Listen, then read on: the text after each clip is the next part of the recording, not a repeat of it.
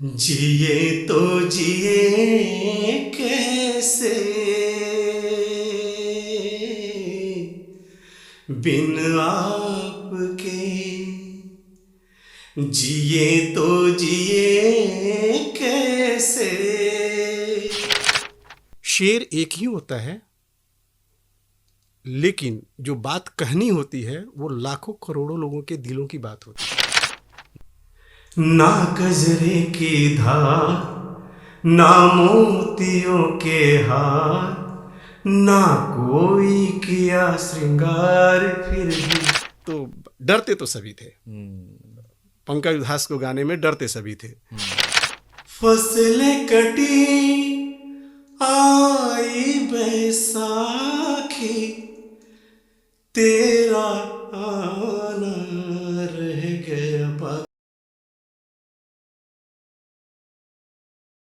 दोस्तों, कहा जाता है कि दर्द को जब शब्दों में पिरोया जाता है तो गज़ल बनती है। और गज़ल गाने वाले हमेशा दिल की बातें करते हैं, भावनाओं की बातें करते हैं, ज़मीन से जुड़ी बातें करते हैं और इंसान को इंसान बनाए रखने वाली बातें करते हैं। नमस्कार, मेरा नाम है अभिषेक अरुण और इस वक्त आप सुन रहे हैं रेडियो मयूर 90.8 FM। सुने अपने दिल की आवाज़। और साथ ही साथ हमें देख रहे हैं आप हमारे सोशल मीडिया पेजेस पे, और जिसमें से छपरा पोस्ट एक है। अभी हाल ही में कल ही का दिन था जब हमारे बीच से महान गज़ल गायक पंकज उधास साहब जो हैं वो हमें छोड़ के चले गए इस दुनिया से।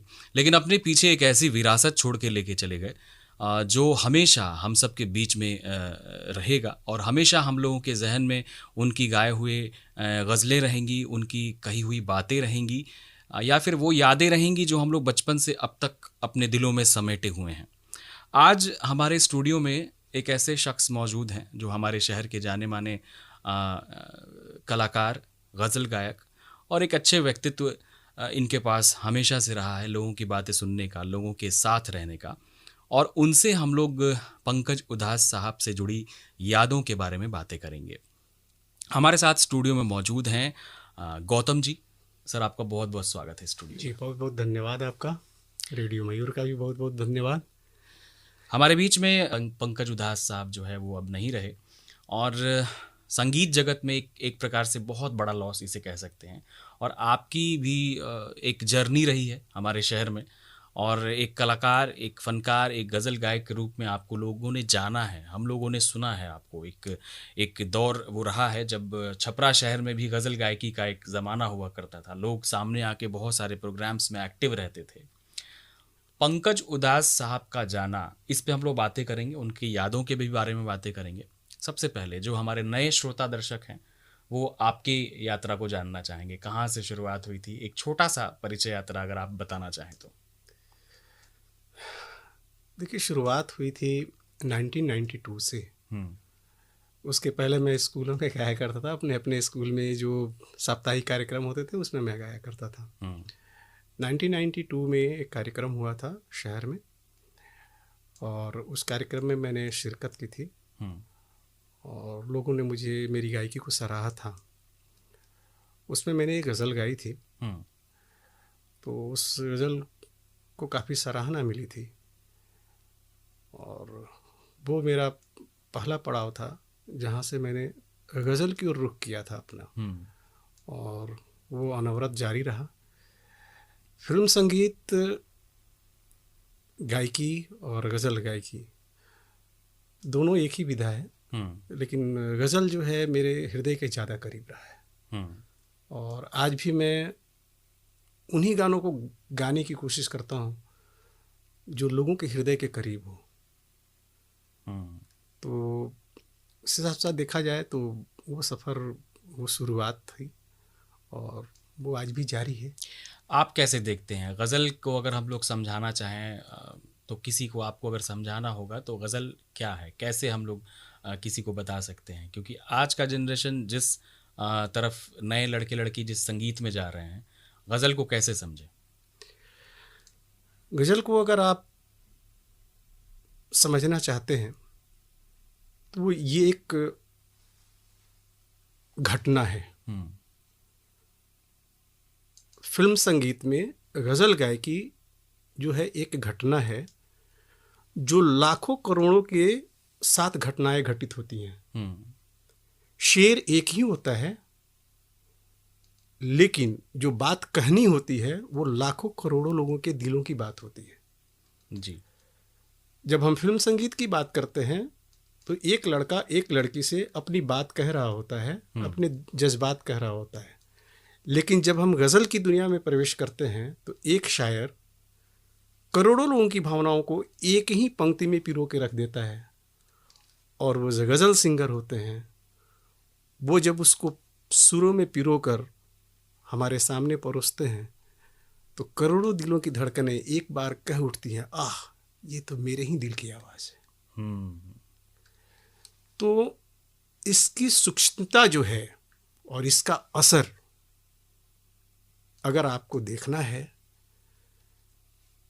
तो पुराने फनकारों को सुनिए, गज़ल गायकों को सुनिए, जिन्होंने कभी नहीं कहा कि मेरे लिए फिल्म संगीत बनाएं आप। पंकज उधास साहब ने कभी नहीं कहा कि मेरे लिए फिल्म में गाना आप लेकर आइए। उनकी मखमली आवाज़ ने म्यूजिक डायरेक्टर्स को, फिल्म मेकर्स को मजबूर किया कि नहीं, मुझे ये आवाज़ चाहिए। उनकी आवाज़ को आप किसी हीरो के चेहरे पर चस्पा नहीं कर सकते, लेकिन उनकी गायकी हर उदास चेहरे की गायकी है। हर उस शराबी के लिए वो गायकी है जो शराब के नशे में झूम रहा है, जी रहा है, मजे कर रहा है। तो ये बात जो है, ये कहना एक गज़ल सिंगर के लिए कितनी बड़ी बात होती है। जो गज़ल गाते हैं, जो गज़ल को सुनते हैं, वही इस चीज़ को समझ सकते हैं।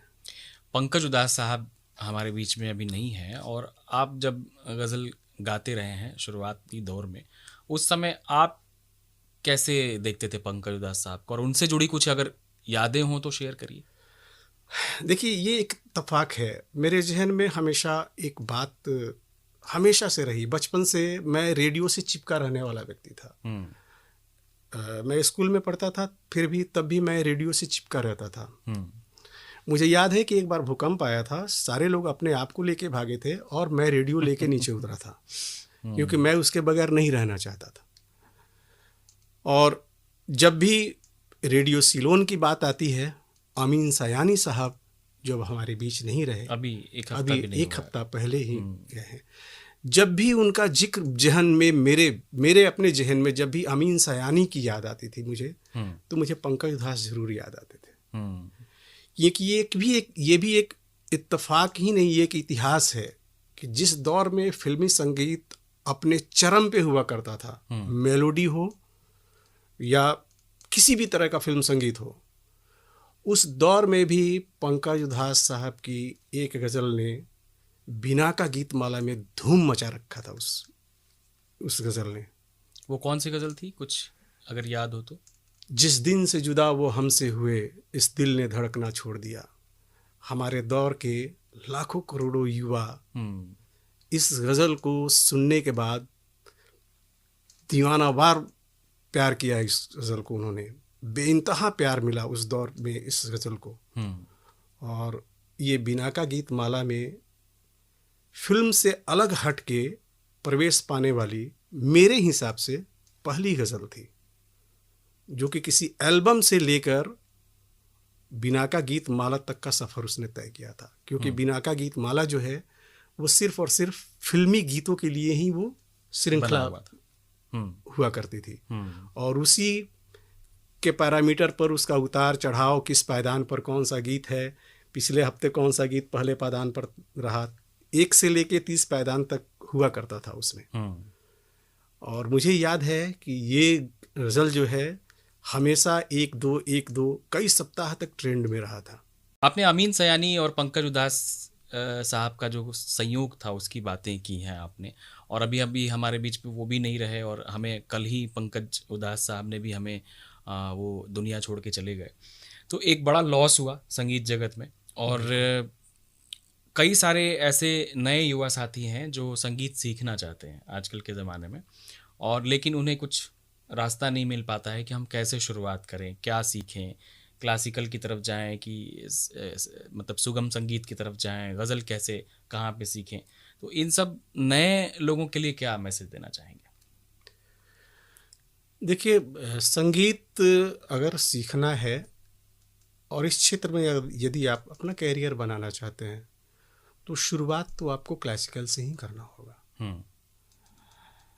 क्लासिकल गायकी जो है वो प्राइमरी एजुकेशन है, वही हमारी नींव है। जब आप क्लासिकल में जाते हैं उसके बाद आपकी आवाज़ ये तय करती है कि आप किन महफिलों में गाने लायक हैं।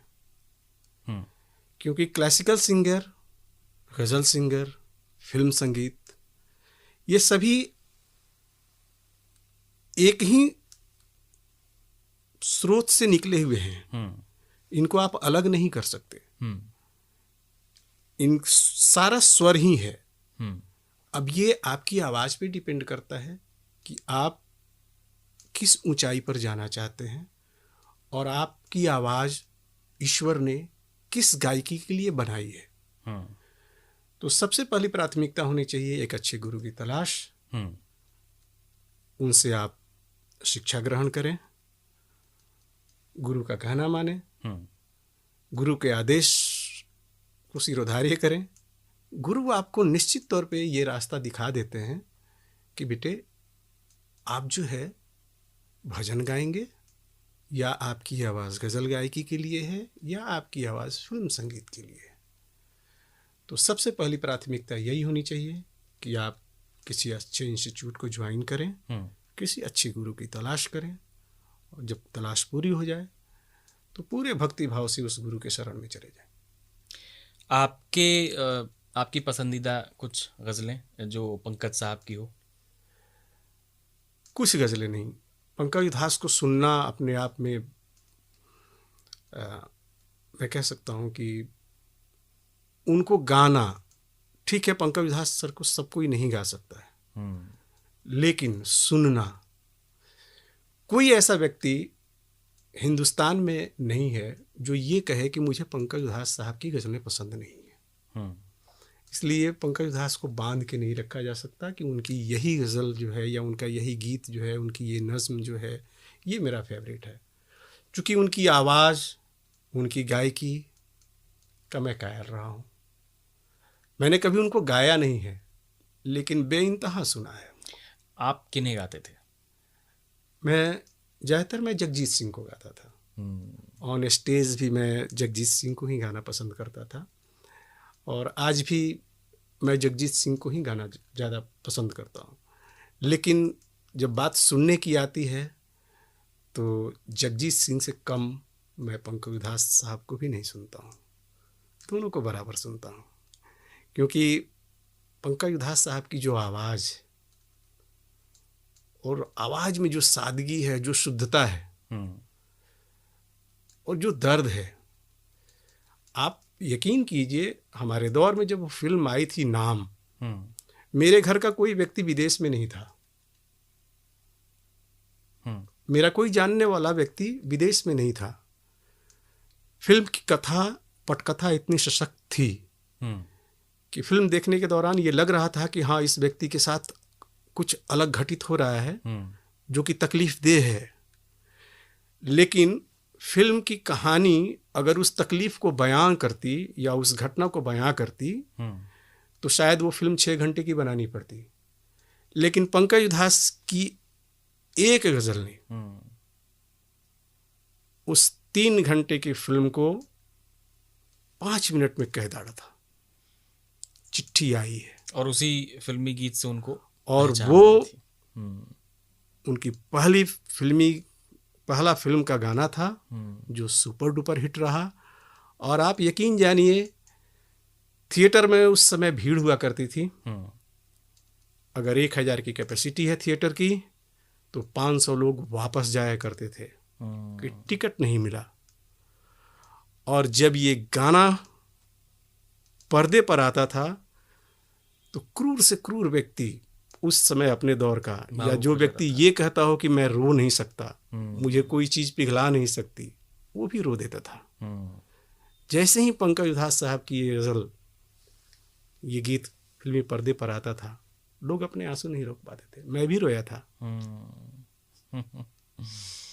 और जो न्याय किया इन्होंने इस गीत के साथ, मैं नहीं समझता कि पंकज उधास के अलावा फिर दोबारा कोई गा के और इस गाने को जीवंत कर सकता है। कॉपी नहीं कर सकते कोई। उनकी कोई गज़ल या फिर उनका कोई गीत जो आप यहाँ गुनगुनाना चाहें उनकी याद में? देखिए, नाम का ही ये गीत जो है अपने आप में पंकज उधास साहब के लिए काफ़ी है। फसलें कटी आई बैसाखी, तेरा आना रह गया बाकी। चिट्ठी आई है, चिट्ठी आई है, आई है, चिट्ठी आई है।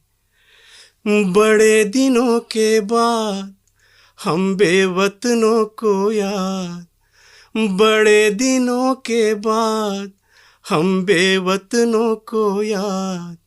वतन की मिट्टी आई है, चिट्ठी आई है, आई है, चिट्ठी आई है।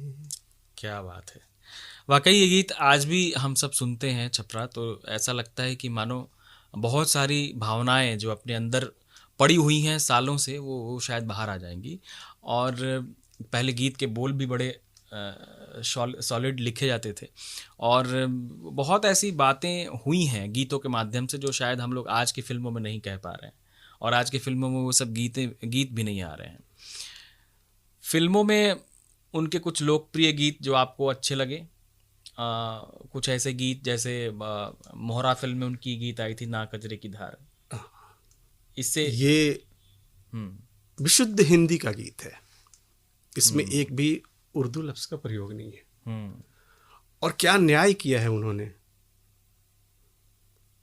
ना कजरे की धार, ना मोतियों के हार, ना कोई किया श्रृंगार, फिर भी कितनी सुंदर हो तुम, कितनी सुंदर हो।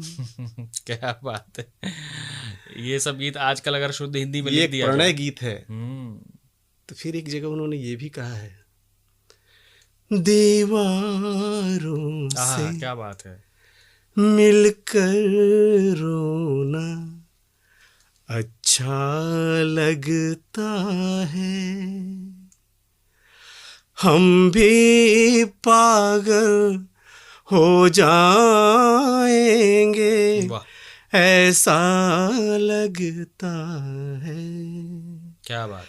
दीवारों से।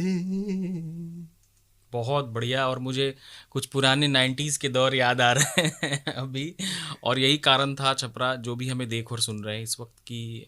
पंकज साहब हमारे बीच में तो नहीं रहे हैं, लेकिन आज उनकी जो यादें हैं हमेशा हम लोगों के साथ रहेंगी। और गौतम जी जैसे जितने भी लोग संगीत जगत से जुड़े रहे हैं उनके लिए हमेशा से एक गिफ्ट उपहार के तौर पे हमारे जीवन में हमेशा वो हम लोग उन्हें संजोए रखेंगे।